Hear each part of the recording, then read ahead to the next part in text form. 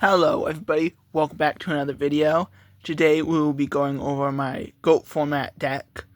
I promised I'd make this video a couple videos ago because I was just at a tournament for GOAT format, and and I didn't do too well, right? But it's definitely gave me the idea to improve my deck, right? Because it was fun, right? So I had fun. So I'll just, show you the deck.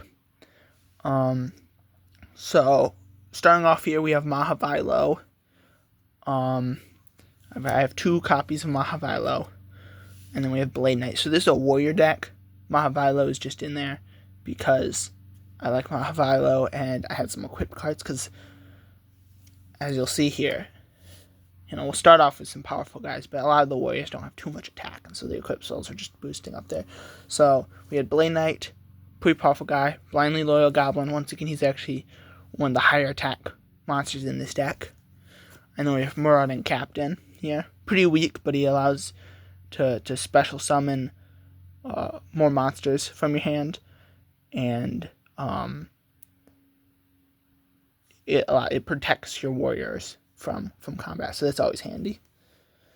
And then we have Penguin Soldier here. Pretty solid card. Penguin Soldier, great card. Magician of Faith, bring back some of those spells. Mask of Darkness, right? Same thing, Magician of Faith, but for traps, right? And then we have Commanding Knight. So Commanding Knight is very good. It's not a common pick in a lot of warrior decks, but it's very good because it's got high defense, and it boosts up your warriors. So it's a pretty strong card, and I have 2 of those in my deck. And then we have Dream Clown here, just another weak warrior. I didn't get to use the ability just because it dies a lot.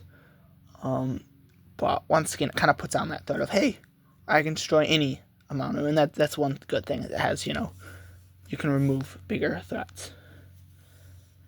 And then I have 2 Dream Clowns, and then I have Sangan here. Sangan, a mandatory in most decks, allows you to just, tutor out the cards and pick what cards you want. And then we have Hunter with 7 weapons, pretty weak, but has 2,000 attack kind of on that first swing that you play him on, and maybe if you're lucky, he'll get to use that 2,000 attack again, just because, if they're using cards with the same type, right? And I only have 1 of them. And then Frontier Wiseman, pretty good. He's not a warrior, but he protects your warriors from spells, which is great, and he actually has some decent attack, he can kill a decent bit of guys. And then we have Twin-Headed Behemoth, just kind of a defensive monster, right? Card to kill, allows you to kind of, summon, tribute summon a card maybe, Crimson Ninja, warrior, very weak warrior, but can destroy traps, which is very handy. We have Orc Giant. So this is the one card that I think I can just directly improve, right? Because Goblin Attack Force is just a direct upgrade, and it's a warrior. This guy's not even a warrior, and he's weaker. So this is the one card that I think, I instantly know, this is just kind of a worse version of a card I could have and I should get. And then we have Mobius the Frost Monarch, one of the very few back row removal cards I have, but he's just pretty strong. And so now we're done with the monsters. Let's look at the traps. So we have Waboku here, just protection, right? Because, a lot of my cards synergize and need to survive a turn, so this guy, Waboku, allows that to happen. We've called the Hunter, bring back one of the guys that have died, right? Pretty strong card. Chain Destruction here. Chain Destruction's very good. It's just, remove the guy on the field, and then, if they're running multiple copies, you destroy those 2, so that's great. Great card.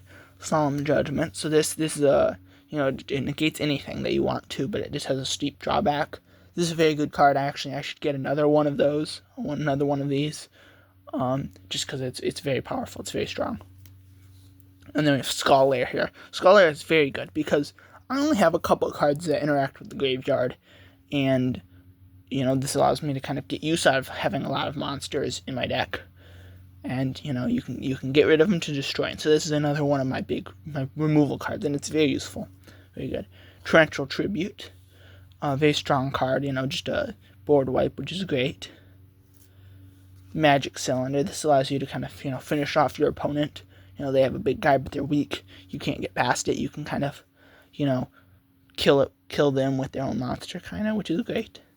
Trap Pull, once again, just kind of removal on that summon. Stop them from playing big guys. Very great card. Robin Goblin. This is kind of a card advantage card because if you play it down, flip it up when you have a lot of monsters, you can lower their cards. You can make them discard a lot of cards, which is great. Magic Jammer, once again, just kind of stops them from playing spells. And hey, I play a fissure. Oh well, I'm gonna Magic Jam it to stop you from destroying my important guy. Right? Great card. And so that was done with the traps. Now we're on to the spells. Warrior Returning Alive. Great card. It's kind of like a worse Monster Reborn for only warriors. And I don't really get too much use of it because I don't really have a lot of wind summoned effects. I guess Marauding Captain, but that's really it. But it's it's good to just get your guys back, which it's good. And then I have 2 of those. And then I have Fissure, once again, just kind of removal. I have 2 of those. Book of Moon, very useful. This is just a very useful card to have. Very good card. Swords of Revealing Light, once again, this is just kind of stalling out your opponent. You can kind of, when you only have one normal summon a turn, you can use this to kind of build up your supply of guys on the field pretty easily. And then we have some equipped spells. Mage Power, great card. It's strong. Malevolent Nuzzler, once again, pretty strong. Plus 700, pretty good. Black Pen, this is the weakest equipped spell we have here, but it does damage when it's destroyed, which is good. And then we have Mystical Space Typhoon. This is the only back row I have except for Mobius. So, and that's it. So,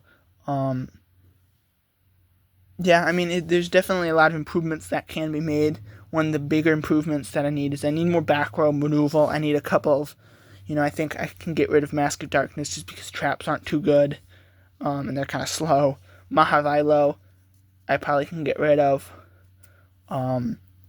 Dreamcon maybe isn't pulling away. I was talking about Giant Orc and Crimson Ninja. When I get more back row removal, definitely will get. I'll probably remove just because he's not very strong stat wise. I have some cards here that I want to fit into my deck. Storm of Scare is not too much just because it doesn't really synergize very much with it.